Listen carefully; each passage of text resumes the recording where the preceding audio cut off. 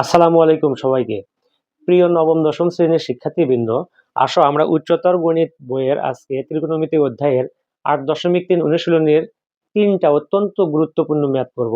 In fact এই 3টা math তুমি যদি করতে পারো তবে এই উচ্চতর গণিত বইয়ের 8.3 অনুশীলনের বিশেষ করে এই যে 12 নাম্বার ম্যাথ, 12-র যে 5টা ম্যাথ আছে এবং 13-র 7টা ম্যাথ আছে, এই 7 এবং 5 এই মিলে 13টা ম্যাথ, এমন কোনো বোর্ড নাই এবং এমন কোনো বর্ষণ নাই এইখান থেকে কোনো না কোনো অঙ্ক যে আসে না। প্রত্যেকবার প্রত্যেক বোর্ডে অবশ্যই কোনো না কোনো অঙ্ক এই তোমার প্রতি পরীক্ষায় কিন্তু এসএসসি পরীক্ষায় থাকবে। সুতরাং এই ম্যাথগুলো ভালো মতো পারার পূর্ব শর্ত হচ্ছে তোমার এই 8.3-এর এই 3টা ম্যাথ সম্পর্কে বেসিক সহ সুন্দর একটা মানে ক্রিস্টাল ক্লিয়ার একটা ধারণা থাকতে হবে। আসো আমরা এই 3টা ম্যাথ একদম বেসিক সহ মানে সলভ করার চেষ্টা করব। দেখো এখানে প্রথমেই বলা হচ্ছে tan থিটা ইকুয়াল 3/4 এবং সাইন ঋণাত্মক। তার মানে tan থিটা ইকুয়াল 3/4 বলতে বোঝাচ্ছে tan কিন্তু ধনাত্মক আর সাইন ঋণাত্মক। তাহলে আমরা যদি একটু কোয়াড্রেন্টের দিকে চোখ মেলে তাকাই বা ফিরে তাকাই, তাহলে দেখো তো এটা তো আমাদের কোয়াড্রেন্ট। তাহলে এইটা হচ্ছে প্রথম, এইটা হচ্ছে দ্বিতীয় চতুর্ভাগ, এইটা তৃতীয় চতুর্ভাগ, আর এটা হচ্ছে চতুর্থ চতুর্ভাগ। তাহলে এখন আমরা জানি এই যে tan ধনাত্মক, তার মানে 3 নাম্বার ঘর কিন্তু tan-এর ঘর, কারণ অল স্টুডেন্ট টেক কেমিস্ট্রি। এটা যদি তুমি জানো তার মানে অল প্লাস স্টুডেন্ট মিনস হচ্ছে সাইন এবং কোসেক, আর টেক মানে হচ্ছে tan এবং cot, আর কেমিস্ট্রি মানে cos এবং sec। তার মানে তৃতীয় ঘরের মালিক কিন্তু tan এবং cot, এবং তৃতীয় ঘরেই একমাত্র tan ধনাত্মক, আর প্রথম ঘরে তো ধনাত্মকই। আচ্ছা গেল। আর সাইন ঋণাত্মক, তাহলে দেখো প্রথম ঘরে তুমি tan ঋণাত্মক ধরো, ধনাত্মক ধরো সমস্যা নাই, কিন্তু প্রথম ঘরে তো সাইন ধনাত্মক না, ঋণাত্মক না, সাইন তো ধনাত্মক। কিন্তু এখানে বলেছে tan ধনাত্মক আর সাইন ঋণাত্মক, তার মানে এই ঘর হবে না, কিন্তু ঘরটা হবে এইটা, কারণ এই ঘরে একমাত্র tanটা ধনাত্মক এবং সাইন ঋণাত্মক। তার মানে এই অঙ্কের যতগুলো সূক্ষ্মকোণ, যে কোনো ত্রিকোণমিতির অনুপাতের সূক্ষ্মকোণ তুমি নির্ণয় করো না কেন, অবশ্যই সেটা তৃতীয় চতুর্ভাগে কিন্তু তোমাকে নির্ণয় করতে হবে। প্রত্যেকটা সূক্ষ্মকোণ অর্থাৎ প্রত্যেকটা ত্রিকোণমিতির যে সূক্ষ্মকোণের অনুপাত, মানে সূক্ষ্মকোণটা 3 নাম্বার চতুর্ভাগকে কেন্দ্র করে আবর্তিত হবে। আসো আমরা এই ম্যাথটা অত্যন্ত সহজভাবে করি। দেখো তাহলে দেয়া আছে, আমরা লিখবো 8-এর চ নাম্বার, 8 নাম্বারের চ দেয়া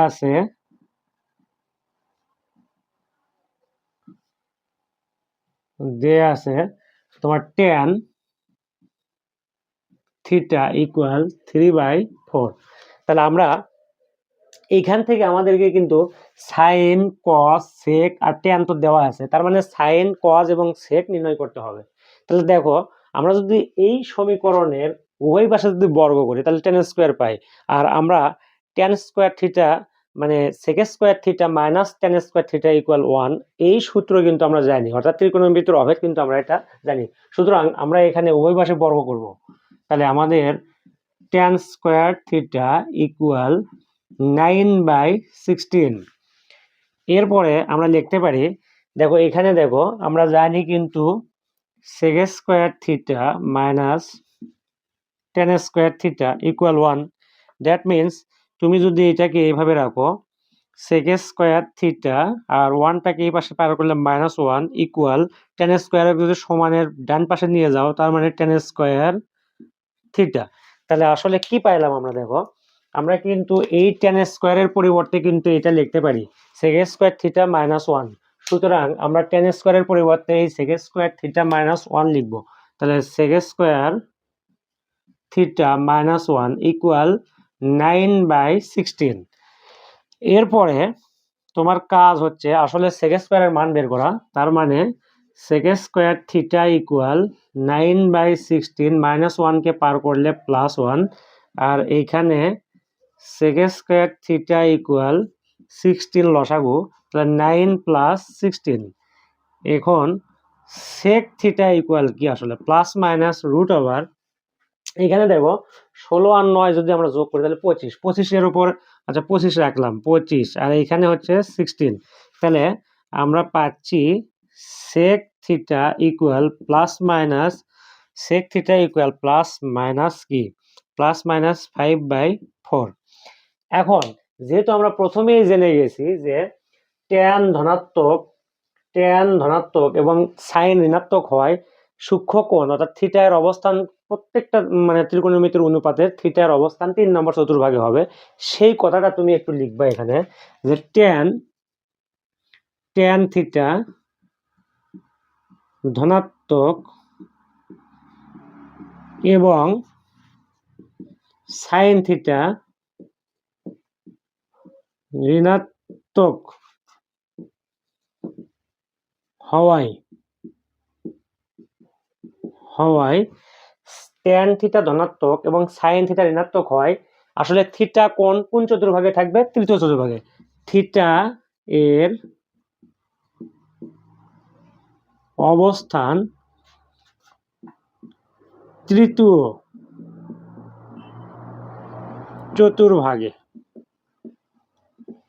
চতুর্ভাগে। এখন এই যে থিটার সাথে যে অনুপাতই থাক না কেন সেটা তৃতীয় চতুর্ভাগে কিন্তু। সো এই সেক থিটার অবস্থানও কিন্তু তৃতীয় চতুর্ভাগে। আর তৃতীয় চতুর্ভাগ কি আসলে সেকের ঘর? নো, তৃতীয় চতুর্ভাগে একমাত্র ট্যান এবং কটের ঘর। তাহলে অবশ্যই সেকটা এখন এখানে ধনাত্মক রাখার সুযোগ নেই, সেকটা কিন্তু ঋণাত্মক হবে। তাহলে আমরা লিখবো অতএব সেক থিটা ইকুয়াল 5/4, এখানে মাইনাস 5/4 আমরা পাইলাম, সেক পাইছি। এখন আমাদের কি করতে হবে? আমরা সেক থেকে কিন্তু কজ নিয়ে আসতে পারি। তাহলে দেখো এটার পরিবর্তে আমরা সেকের পরিবর্তে কিন্তু 1/cos থিটা ইকুয়াল -5/4 লিখতে পারি। দ্যাট মিনস এটাকে যদি আমরা ঘোরায় দেই তাহলে অতএব লেখা যায় cos থিটা ইকুয়াল -4/5। অর্থাৎ বিপরীতকরণ করলাম আমরা, তাহলে বাম পাশে কিন্তু 1টা নিচে আসে আর নিচে 1 তো লিখতে হয় না। তাহলে cos থিটা ইকুয়াল 4/5। দেখো আমরা সেক পাইছি, cos পাইছি, আর সাইনটা আমরা বের করবো এইভাবে। দেখো তাহলে এখানে আমি যদি তোমাকে যদি করায় দেখে দিই, দেখো এই পাশে আমি একটু লিখে রাখলাম। তাহলে এখন লিখবো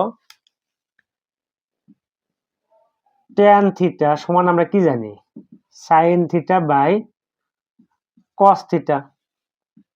এখন আমাদের উদ্দেশ্য কিন্তু সাইন থিটার মান বের করা।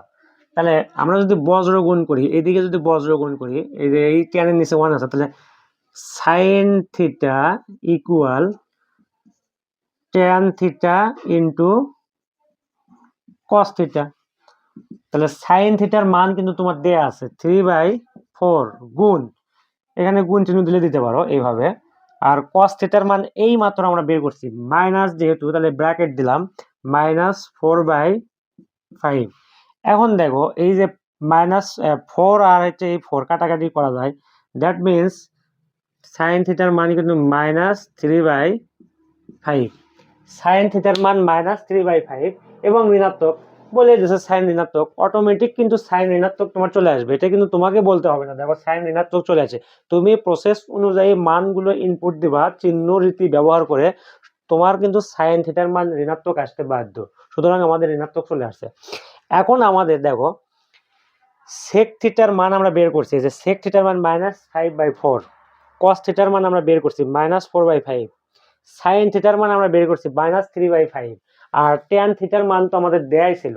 এখন সবগুলো এলিমেন্ট কিন্তু আমাদের রেডি। সুতরাং এখন আমরা কিন্তু বাম পক্ষ যাইতে পারি। তাহলে আমি এই পাশেরটা একটু মিশিয়ে দিই, যে কোয়াড্রেন্টের বিষয়গুলো তো আমরা বুঝতে পারছি আসলে। এখন এইখানে আমরা বাম পক্ষটা করব। তাহলে দেখো আমরা এই পাশে যদি আমরা লিখি বাম পক্ষ, এখন L S equal sine theta plus cos theta by sec theta plus tan theta. Just আমরা এখন মান বসায় দেব। তাহলে সাইন থিটা বলতে কি বুঝি আমরা? সাইন থিটা বলতে বুঝলাম -3/5 প্লাস cos থিটা মানে কি -4/5। যেহেতু এখানে মাইনাস আর এখানে প্লাস, তাহলে প্লাস মাইনাসে মাইনাস দেয়াই যায়, কিন্তু মাইনাস প্লাস মাইনাসে আচ্ছা মাইনাস। এখন cos এর মান 4/5, তাহলে 4/5 আমরা লিখবো। আর সেকের মান কি? সেকের মানে এই যে -5/4, তাহলে -5/4। তারপরে তোমার এই জায়গাতে আছে প্লাস, প্লাস দাও কারণ 10 এর মান তো প্লাসই, এই যে 10 এর মান প্লাস, তার মানে 3/4। এখন ওপরে তো লসাগু হবে এবং নিচেও লসাগু, তাহলে ওপরে লসাগু কিন্তু 5, তাহলে 5, তাহলে -3 আর এখানে -4, আর এই জায়গায় নিচে কি হচ্ছে, নিচে লসাগু 4, তাহলে -5 আর হচ্ছে +3, তাহলে এখানে তোমার দেখো 4 3 4 যোগ করলে -7/5, আর এই যে মেইন ভাগ চিহ্নের জন্য আমরা গুণ দিলাম, উল্টায়া দেব, আর এখানে 4, আর এই জায়গায় -5 থেকে +3 বাদ দিলে -2 হয় কিন্তু। এখন দেখো এইখানে আমরা 2 2 4, তার মানে 2 কাটাকাটি করলে, আর এই মাইনাস আর এই মাইনাস উঠাই দিলাম, তাহলে থাকে কি আসলে উপরে থাকে 7 আর 2 গুণ, তার মানে 14, 7 2 14, আর নিচে কিন্তু 5। দেখো 14/5 কিন্তু আমার চলে আসছে, এই যে 14/5 বা 5 আমাদের এটা চলে আসছে। সুতরাং আমরা এখানে লিখব তোমার right side equal RS should, SHOWED should. এই হচ্ছে তোমার বেসিক সহ একদম কনসেপ্ট সহ ধরে ধরে আমরা এই ম্যাথটা করলাম। আশা করি এই ম্যাথটা তোমার আজকের পর থেকে আর কোনো সমস্যা হওয়ার কথা নয়। আসলে আসো আমরা এইবার তোমার উদাহরণ 25 একদম সেম ক্যাটাগরি, অর্থাৎ অনুশীলনী 8 এর যে ক্যাটাগরির ম্যাথ, ঠিক উদাহরণ 25 কিন্তু একই ক্যাটাগরির ম্যাথ, এটা আমরা এখন সলভ করব। এখানেও বলা হচ্ছে দেখো tan θ ইকুয়াল 5/12 এবং cos θ ঋণাত্মক, তার মানে tan টা ধনাত্মক আর cos কি ঋণাত্মক, তাহলে tan ধনাত্মক এবং cos ঋণাত্মক এই ধরনের ঘর আসলে কোনটা, তাহলে আমরা একটু দেখি, চতুর্ভাগের দিকে দেখতে হবে আমাদের। তাহলে tan ধনাত্মক, তাহলে tan ধনাত্মক এইটা, আর cos ঋণাত্মক অবশ্যই এইটা। এখন বলতে পারো আসলে cos তো দ্বিতীয় চতুর্ভাগেও ঋণাত্মক, হ্যাঁ দ্বিতীয় চতুর্ভাগেও cos ঋণাত্মক, কিন্তু tan তো দ্বিতীয় চতুর্ভাগে ধনাত্মক নয়, ঋণাত্মক। সুতরাং এইখানে tan ঋণাত্মক, cos ঋণাত্মক, কিন্তু তোমার কোশ্চেনে দেওয়া আছে tan টা ধনাত্মক, তাহলে অবশ্যই এই চতুর্ভাগে একমাত্র tan ধনাত্মক এবং cos টাও কি ঋণাত্মক। তাহলে তুমি এই কথা তুমি এইভাবেও লিখতে পারো, প্রথমেও তুমি লিখতে পারো যে প্রথমে এইভাবে লিখবা যে তুমি এখানে লিখতে পারো, দেয়া আছে আগে দেখো 25 দেয়া আছে tan θ ইকুয়াল 5/12। এখন লিখবো আমরা tan θ ধনাত্মক এবং cos θ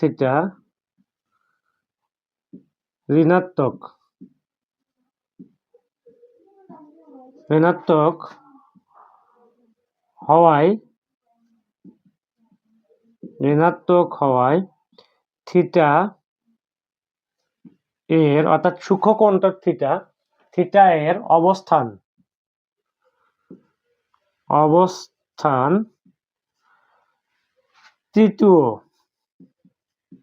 তৃতীয় চতুর্ভাগে, আচ্ছা তৃতীয় চতুর্ভাগে। এই কথাটা আমরা ক্লিয়ারিফাই করে দিলাম। এখন আমরা অঙ্ক করব।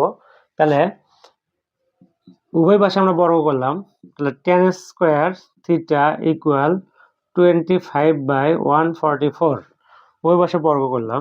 এখন দেখো tan স্কয়ার থিটার পরিবর্তে কি লেখা যায়, আমরা জানি sec square theta minus tan square theta equal কিন্তু 1, তার মানে tan স্কয়ার থিটাকে যদি তুমি ওই পাশে পার করে দাও, তাহলে এখানে লেখা যায় sec square theta minus 1 equal 25/144।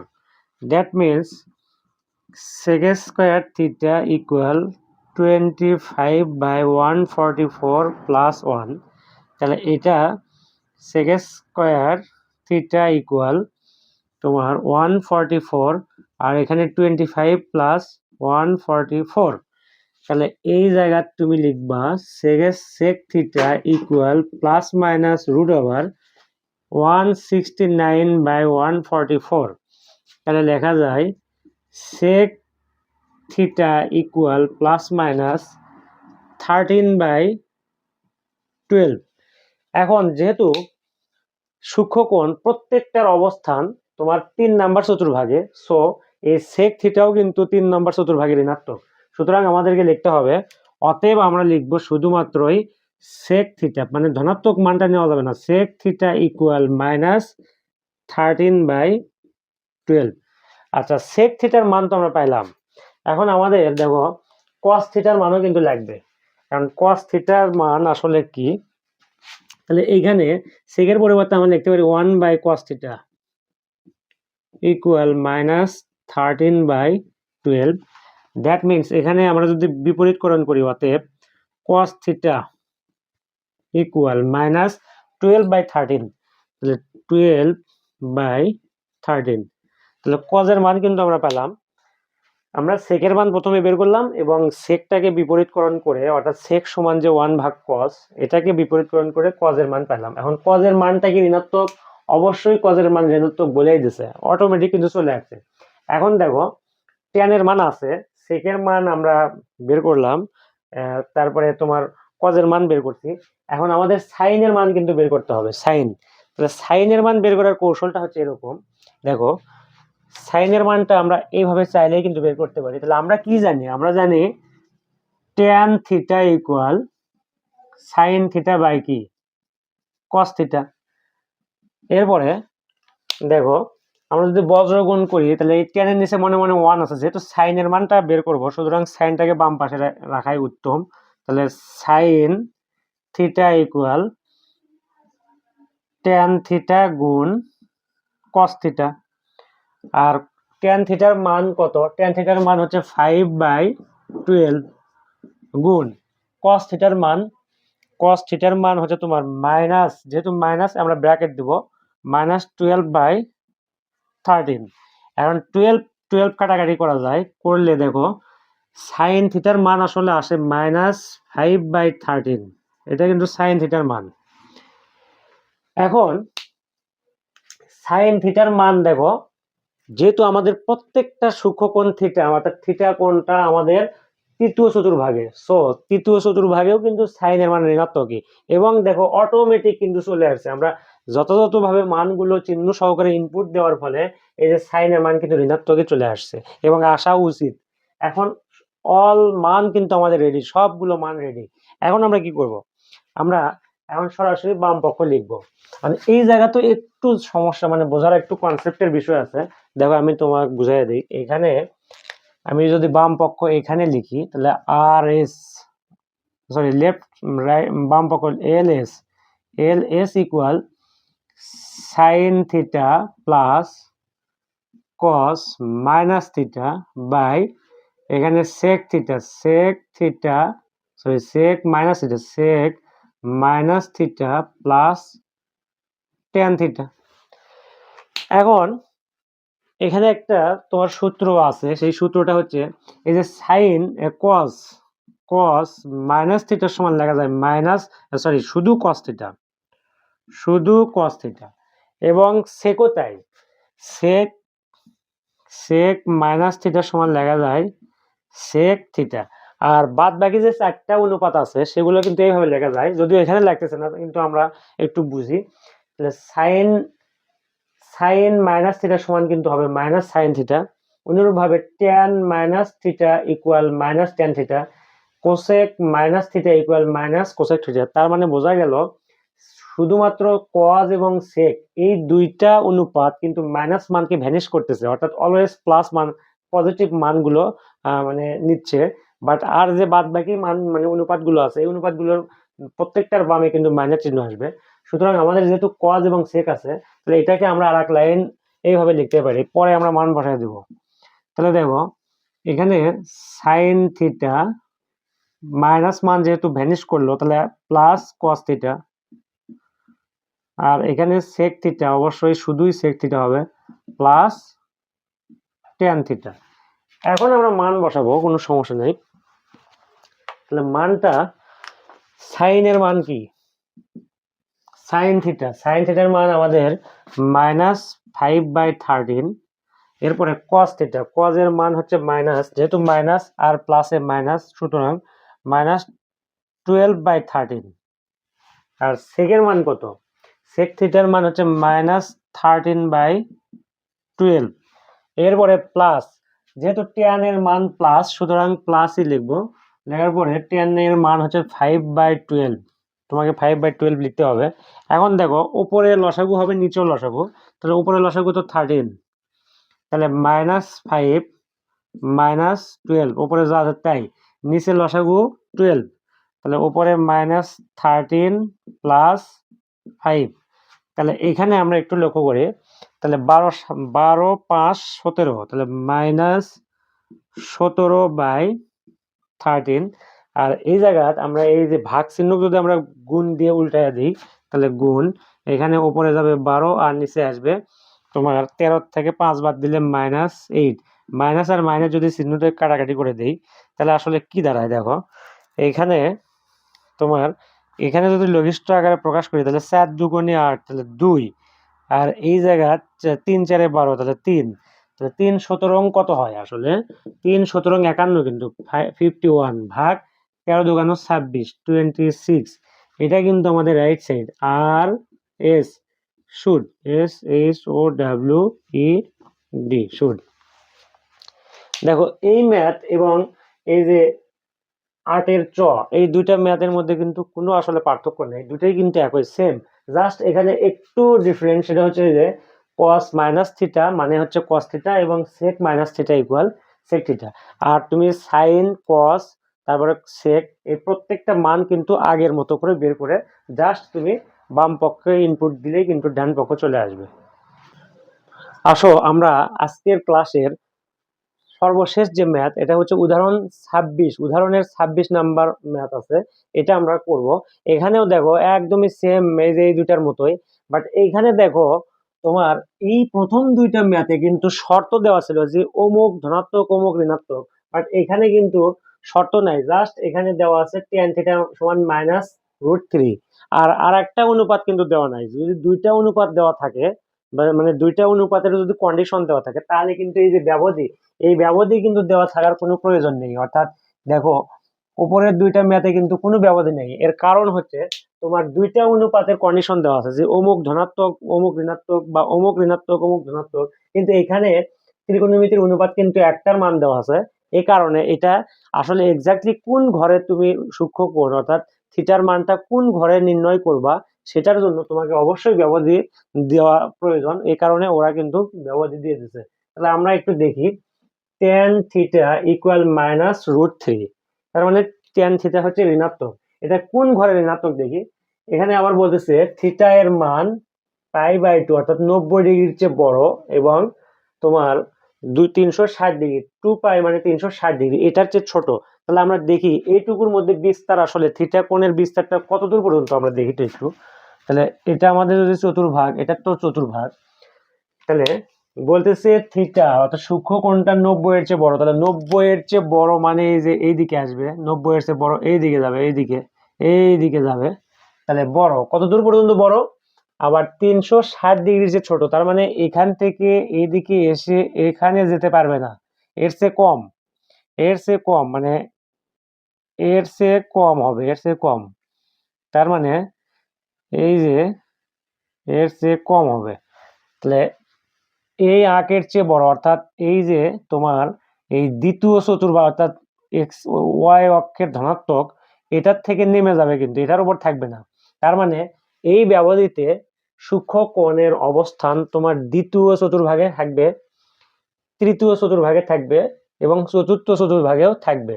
But এখানে আবার সমস্যাটা হচ্ছে এরকম যে এই তিনটা ঘরের মধ্যে, আসলে তিনটা ঘরের মধ্যে এই দ্বিতীয় চতুর্ভাগ, এই যে দ্বিতীয় চতুর্ভাগ, এই দ্বিতীয় চতুর্ভাগে কিন্তু tan ঋণাত্মক, আর এই তৃতীয় চতুর্ভাগে কিন্তু tan ঋণাত্মক, চতুর্থ চতুর্ভাগে কিন্তু tanটা ঋণাত্মক। আর দ্বিতীয় চতুর্ভাগ যেহেতু tan এর নিজস্ব ঘর, ওর নিজের ঘরে তো ও ঋণাত্মক না, সুতরাং এখানে tan ঋণাত্মক হওয়ার কারণে এই তিনটা ঘরে আর থাকবে না। এ থাকবে এই যে সূক্ষ্মকোণের অবস্থানটা হবে তোমার এই দ্বিতীয় চতুর্ভাগ আর চতুর্থ চতুর্ভাগে। এই তৃতীয় চতুর্ভাগে কিন্তু ট্যানের অবস্থান নয়, কারণ ট্যানটা তৃতীয় চতুর্ভাগই নিজস্ব ট্যানের ঘর, আর এই নিজের ঘরে কিন্তু ঋণাত্মক হওয়ার কোনো সুযোগ নেই। আর এখানে যদি ব্যবধি না দেওয়া থাকতো কোনো কিছুই, তবে তাহলে কিন্তু তোমার এইখানে বা এখানে বা এখানে হওয়ার সম্ভাবনা ছিল। যেহেতু আমাদের এখানে ব্যবধি দিয়ে দিয়েছে, উল্লেখ করছে, তাহলে এই ব্যবধিতে তিনটা ঘরেই থাকার কথা সূক্ষ্মকোণ, কিন্তু যখন বলতেছে tan -√3, তার মানে কি এই ঘরে থাকা আর ট্যানের পক্ষে সম্ভব নয়, কারণ ওর নিজের ঘরে তো ওর ঋণাত্মক হয় না। সুতরাং এই সূক্ষ্মকোণ থিটা এর অবস্থান হবে তোমার দ্বিতীয় চতুর্ভাগে এবং চতুর্থ চতুর্ভাগে। তাহলে আমরা এটা লিখবো এভাবে, 26 নাম্বার দেয়া আছে tan থিটা -√3। তাহলে tan থিটা সমান -tan, এখন tan√3 এর মান আসলে কত? আমরা জানি tan 60 ডিগ্রির মান, 60 ডিগ্রির মান √3, তার মানে tan π/3। এখন তোমাকে লিখতে হবে যে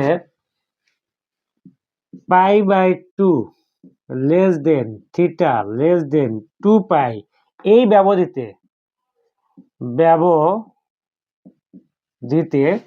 ব্যবধিতে আসলে থিটা কোণের অবস্থানটা কোন কোন ঘরে হবে?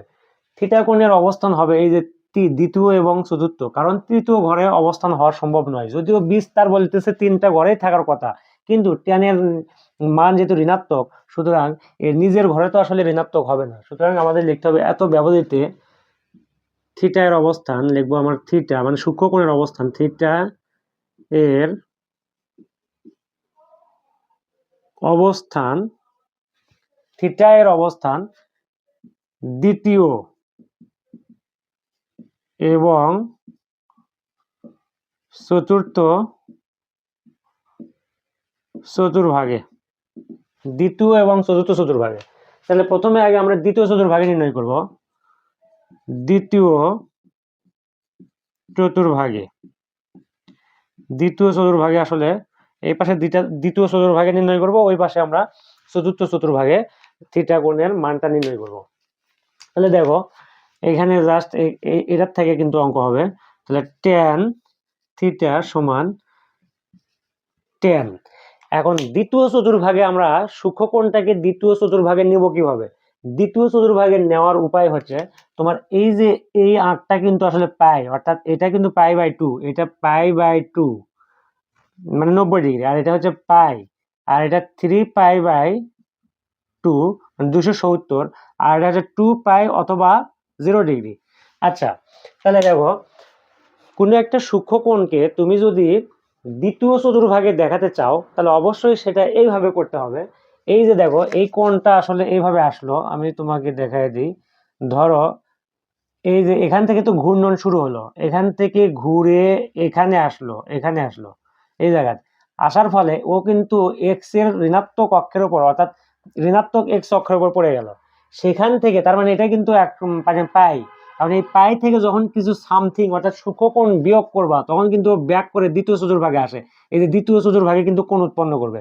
দ্যাট মিনস দ্বিতীয় চতুর্ভাগে কোনো একটা সূক্ষ্মকোণকে নিয়ে যাওয়ার উপায় হচ্ছে তোমার পাই থেকে মাইনাস থিটা বিয়োগ করবা। সেই থিটার মান হতে পারে 30, 30 মানে কি π/6, যদি 60 হয় তার মানে কি π/3।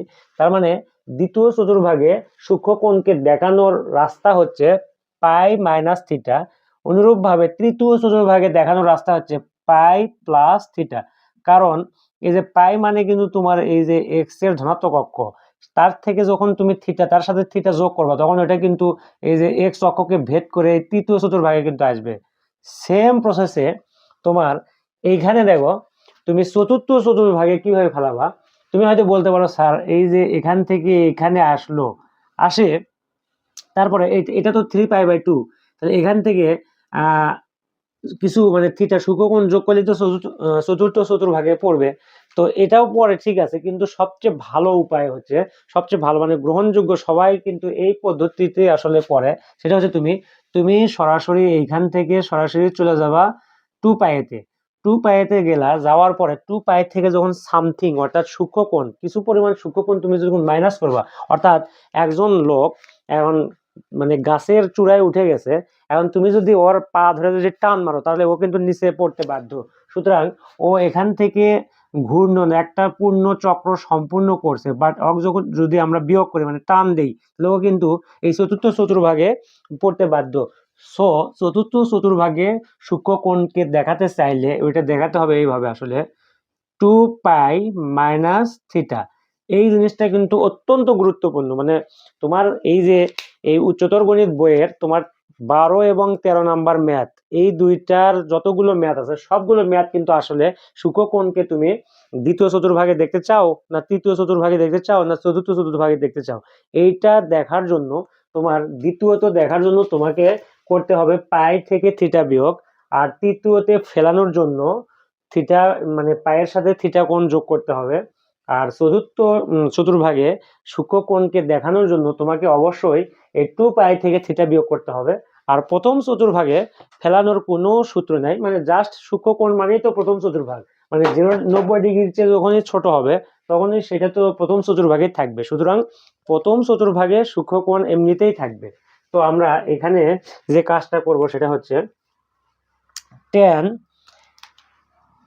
tan এই যে পাই মাইনাস কি, এই যে সূক্ষ্মকোণ কত আমরা আগেই লিখছি পাই বাই 3 মানে 30 ডিগ্রি, তাহলে তোমার সরি 60 ডিগ্রি, তার মানে পাই বাই 3। তাহলে এখন দেখো tan থিটা ইকুয়াল tan এখানে 3, তাহলে 3 পাই মাইনাস পাই তার মানে 2 পাই বিয়োগ করলে লসাগু করে বিয়োগ করলে, তাহলে অতএব tan যদি উভয় পক্ষ থেকে আমরা বাদ দিয়ে দিই, তাহলে অতএব তাহলে আসলে কি থিটা ইকুয়াল 2 পাই বাই 3।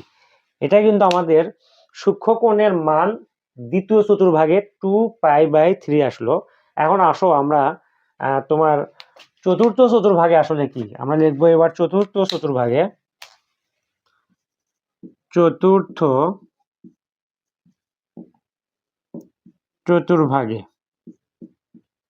তাহলে চতুর্থ চতুর্ভাগে আমরা কিভাবে সূক্ষ্মকোণটাকে নির্ণয় করব দেখো।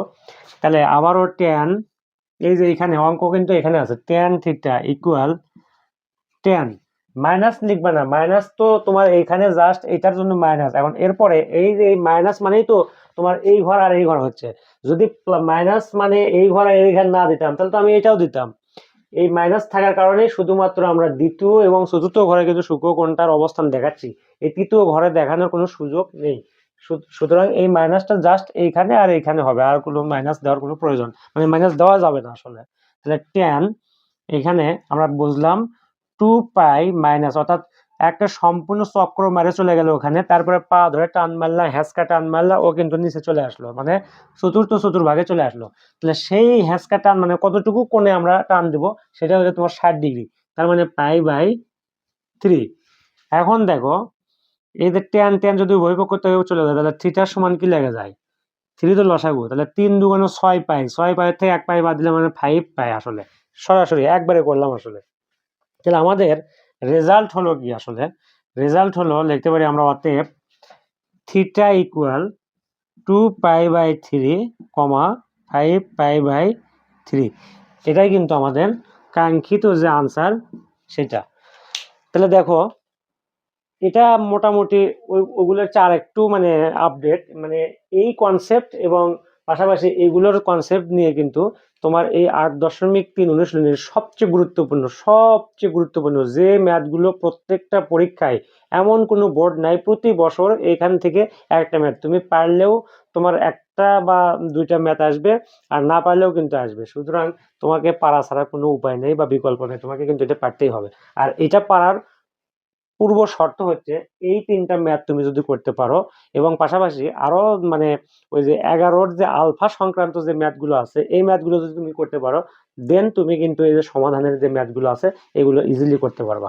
তো সবাই ভালো থাকো, নেক্সট ভিডিওতে ইনশাল্লাহ আমরা পরবর্তী এই 8.3 ত্রিকোণমিতি অধ্যায়ের বাদ বাকি সবগুলো অঙ্ক বিস্তারিতভাবে আমরা আলোচনা করার চেষ্টা করব।